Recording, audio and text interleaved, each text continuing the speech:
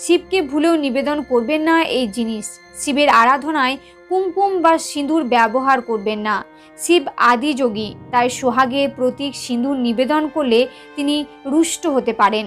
শিবের পুজোয় নারকেল নিবেদন করতে নেই। নারকেল লক্ষ্মীর স্বরূপ, তাই শিব পুজোয় এটি ব্যবহার না করার পরামর্শ দেওয়া হয়। শ্রাবণ মাসের পুজো ছাড়াও অন্য যে কোনো সময়ে শিব পুজোয় তুলসী পাতা ব্যবহার করবেন না। তুলসীকে লক্ষ্মীর স্বরূপ মনে করা হয়। ভোলানাথকে তুলসী নিবেদন করলে ক্ষতির সম্ভাবনা থাকে। কেতকীর ফুল শিবকে নিবেদন করতে নেই। শিবকে সাদা ফুল নিবেদন করা যায়। শঙ্খচূড় নামক অসুর বধ করেছিলেন মহাদেব। শঙ্খকে সেই অসুরের প্রতীক মনে করা হয়, তাই শিবের পুজোয় শঙ্খের ব্যবহার নিষিদ্ধ।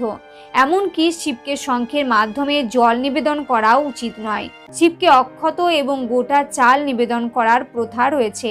ভাঙা চাল